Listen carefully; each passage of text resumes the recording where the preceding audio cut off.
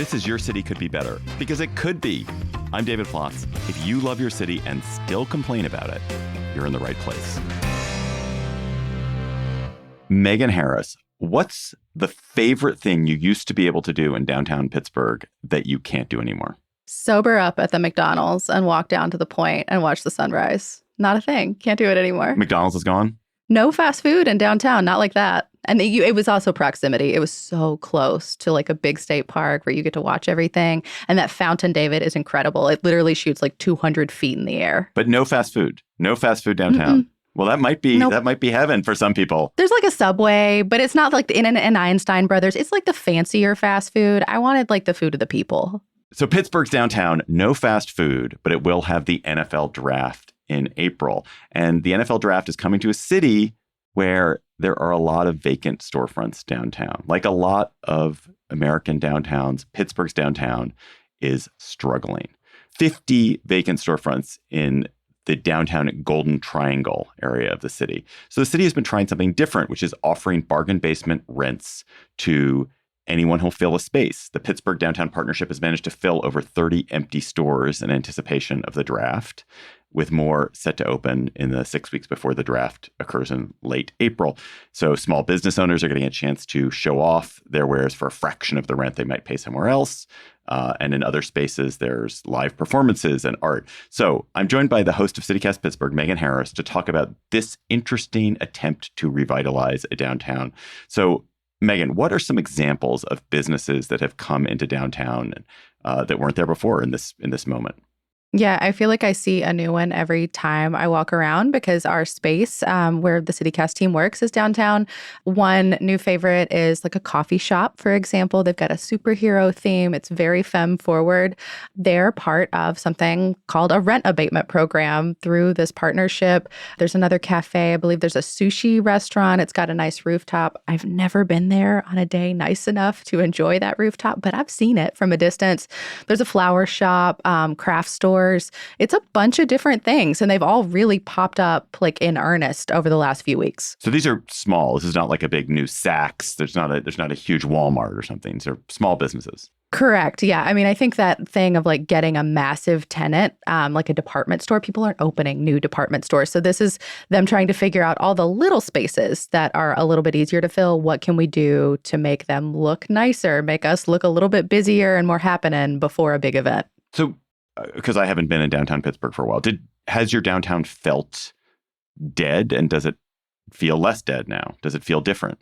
It's never felt dead to me, but I also work down there, and I think that's a different thing, right? Like there are neighborhoods that are much more busy at night and neighborhoods that are very busy during the day. Downtown is a daytime neighborhood by and large, except in our cultural district, which is where like all the big historic theaters are, where you can go catch a performance, a play, one of the big musicals that's streaming through.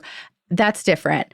But I think trying to marry all of those things, like all of the business daytime activity with the nighttime activity, that remains a challenge basically everywhere. So why did Pittsburgh hollow out? I mean, I guess you're not saying it has fully hollowed out. You're not saying it is like completely vacant, like, a ghost town. But why is it not as bustling and busy as the good people of Pittsburgh would like their downtown to be? What are the forces that have caused that?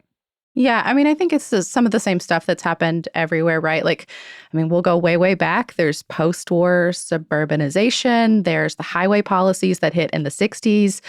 There's deindustrialization, which if you've ever been to Pittsburgh or aware of our legacy as the Steel City, that one hit pretty hard here in the 70s and 80s. There's the collapse of the brick and mortars through the 2000s. And now we have the effect of COVID, where like people just aren't going back to work in force in the way that they used to. And I'm, for one, at least, am very excited the way our city is trying to rally around that and like figure out a solution that makes sense in like our current reality, not the one they wish maybe still existed from 30 years ago. Right. So it's interesting. So it's like a multitude of factors, a multitude of all the things. So when you think about this rent abatement effort, so imagine that you were a small business owner in Pittsburgh. What kind of deal could you get, and how does that compare to what you could have gotten if this program were not in place? Yeah, I mean, I think it depends on what kind of space you want and how big you need it to be. So the way the rent abatement program works, that you get 50% off your total rent up to $2,000 for up to 12 months. So it gives you a chance to like try this thing for a set amount of time, but your lease has to be at least 3 years long to qualify.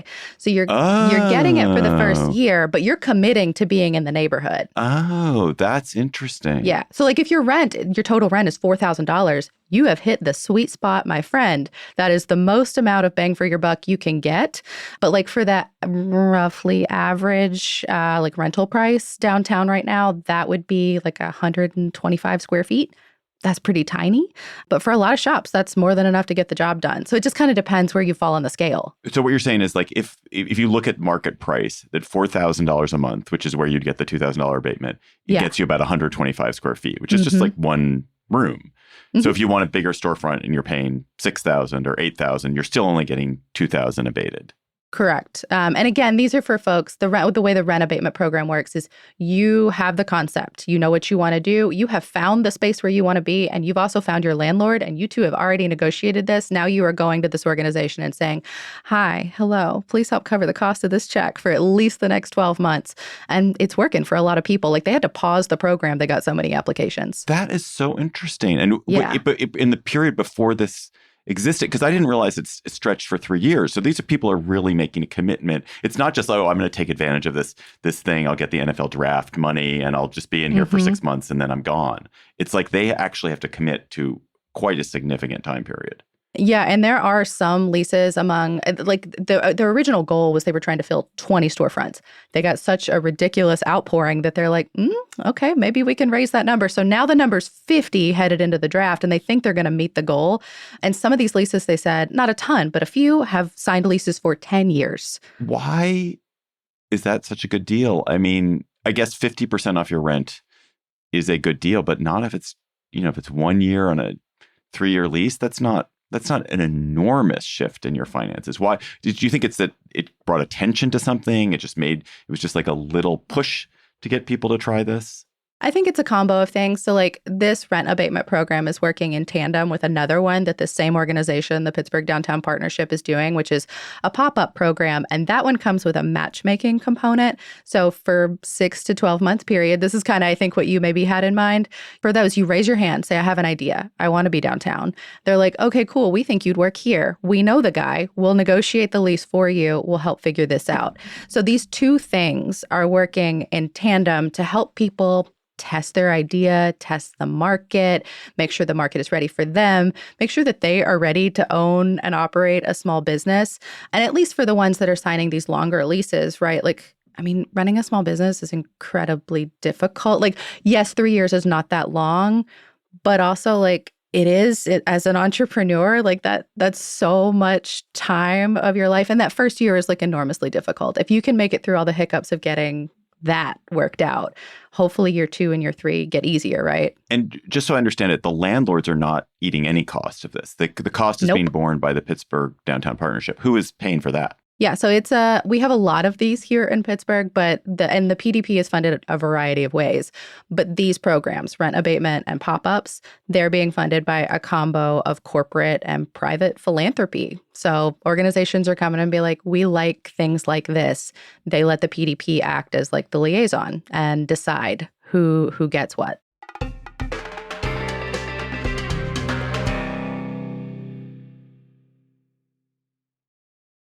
Did it take the NFL draft happening for this to happen? Is this caused by the fact that you were going to have a big, flashy event in downtown Pittsburgh, or was this in the works anyway? Parts of it were in the works anyway. And truly, I was so skeptical of this. If you've ever listened to CityCast Pittsburgh, you know it. There are so many projects happening right now. And I feel like the draft became the catalyst for a lot of it, like the deadline. Everyone needs a deadline, right? So like our governor comes to town, Josh Shapiro, who a lot of folks know because he was in contention to be Kamala Harris's vice presidential candidate. He comes to town and waves this little flag and says, we're going to rally $600 million to revitalize Pittsburgh's downtown. That's great. A lot of it was already committed, already part of projects. It's the way government counts money, where they pick the projects and they're like, it all counts towards the thing. And that's great. It's wonderful. But I truly wondered, like, is this just putting lipstick on a pig? Like, is this just going to fall apart the moment the party's over? We've shoved all our junk in the closet while companies come in. But I don't think that's the case. The more I've dug into this, it seems like people were really committed to this program long before. Like that pop-up program quietly, apparently, operated going back to 2010. It's been reconfigured several times. It's kind of ebbed and flowed. And they ramped it up like a year or two before we even knew we were going to have the draft. So I think it's like a really cool moment where we're doing the thing. You were doing the good work already. And then suddenly you have this big event, this deadline to get it all done. None of this would be done by April if it weren't for this.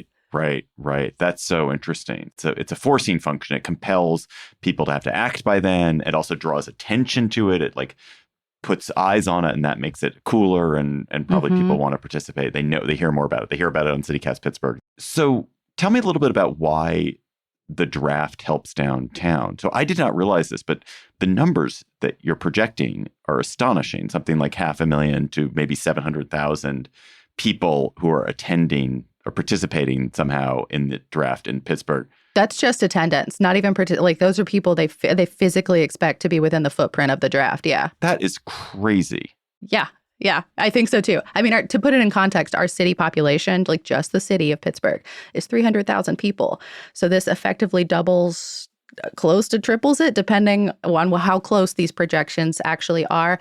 And I think the interesting thing about all of this is not just the people who are going to physically be here, because a lot of them will be like football fans already. We know from data in previous drafts, like in Detroit and in Green Bay, a ton of them are going to already live in our region, like within driving distance, because we've got so many D1 college sports programs and other things here already. But what's cool is that we get this spotlight on television. There are a ton of people that are going to watch it. I think the projections for this year are 55 million viewers over the course of that 3 days.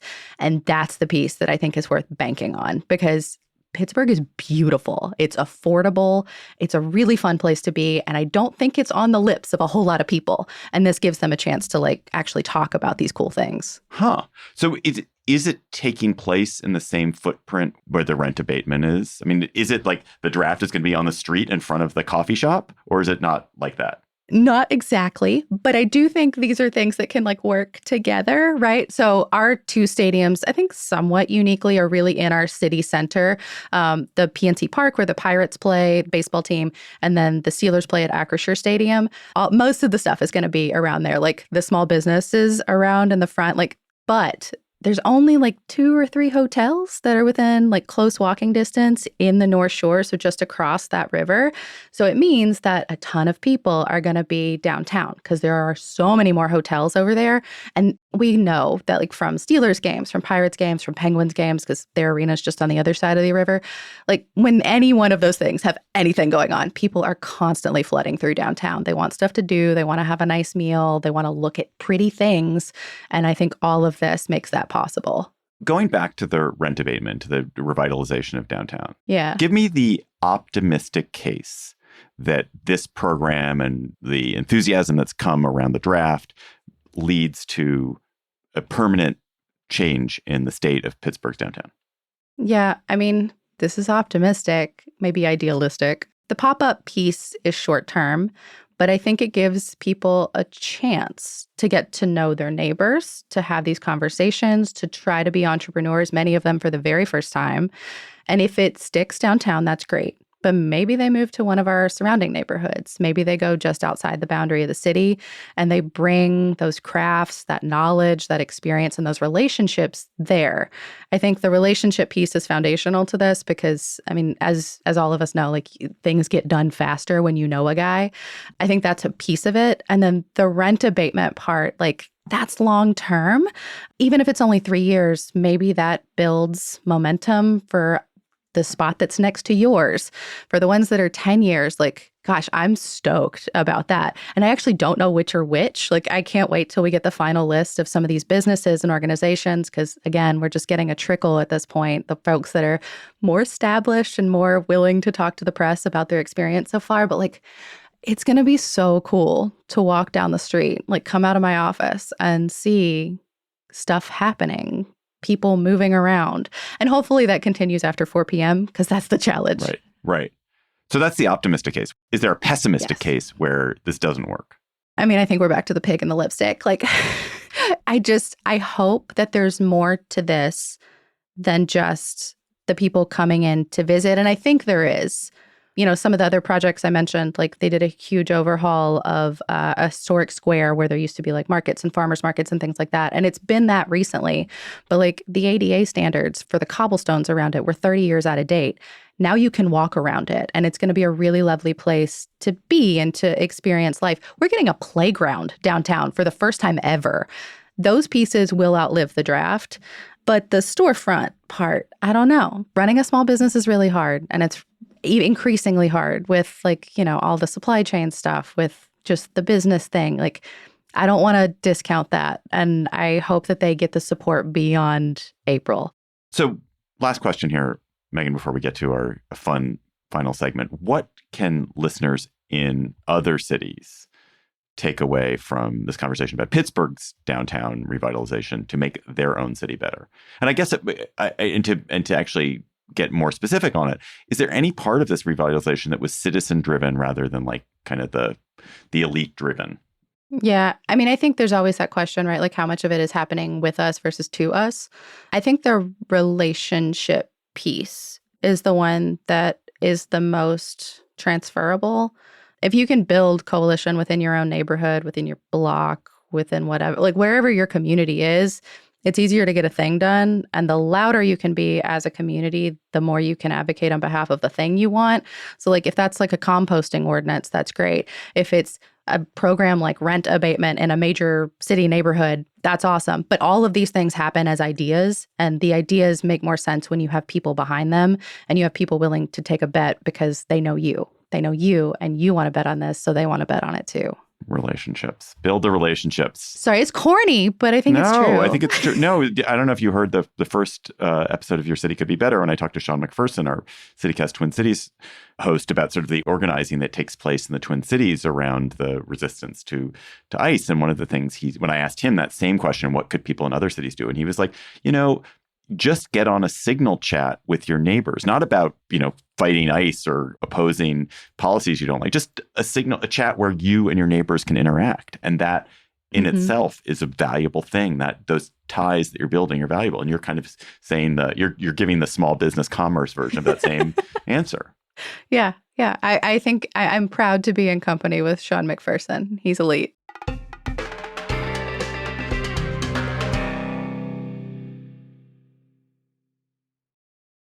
Okay, Megan Harris, let's now turn the tables. Let's go to a different kind of question. Thanks to listener Patrick O'Hare, we have a name for this segment. Word on the street. Word on the street. Ooh. Word on the street.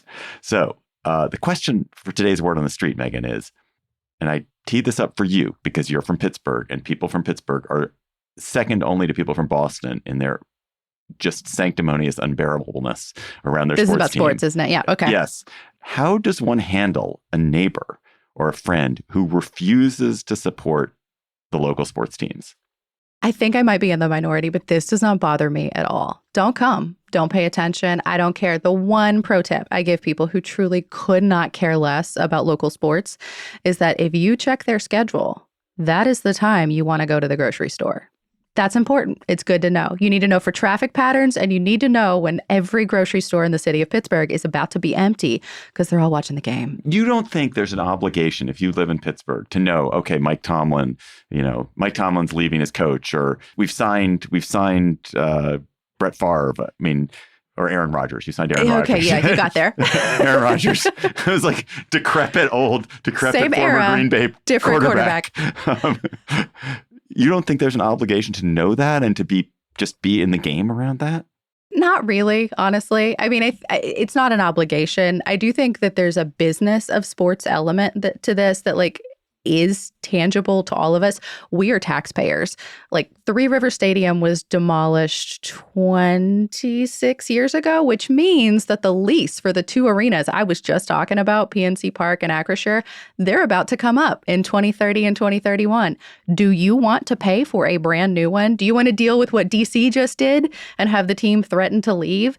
if you don't pay attention to sports at all, like if you don't care about the Aaron Rodgers of it all, that's chill with me. But as a taxpayer, you absolutely should care where your money's about to go. And do you want that to go to Art Rooney to get a new roof for a potential Super Bowl, which will be so much bigger of a deal than the draft ever could be? I'm going to disagree with you. This is not. I think when you have a sports team that's good, I think I live in a city where all the sports teams, Washington, D.C., all the sports teams right now are pretty dire. And so no one really pays much attention to them.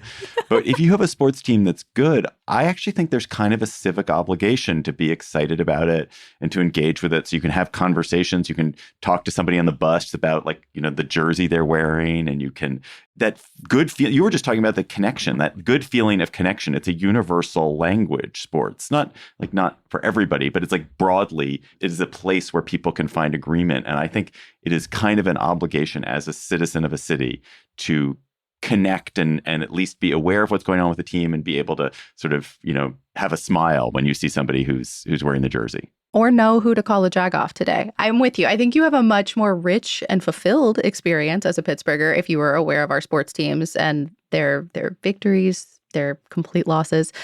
But I also don't begrudge anybody for being like, nah, I'm tapping out. I could not care less about the high-paid men's sports of it all. Maybe if Pittsburgh had more women's sports representation, this would be a different thing. Fair. In DC, actually, in the last few years, the only good teams have been the women's soccer team and the women's basketball team.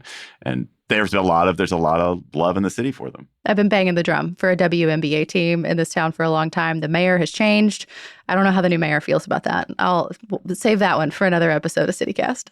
Megan Harris, host of CityCast Pittsburgh. Thanks for coming on. Your city could be better. Thanks, David.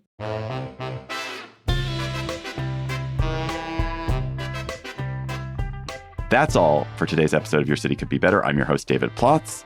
Our producers were Lizzie Goldsmith, Priyanka Tilve, Megan Harris, and Mallory Falk. Our music is by Carl Christensen. If you are enjoying the show, why not tell your friends? Why not? Why wouldn't you tell your friends? Maybe you have something else to talk about, but maybe you should tell your friends. You could rate the show. You can leave us a review wherever you get your podcasts. We'll be back next week with another conversation about how your city could be better. Talk to you soon.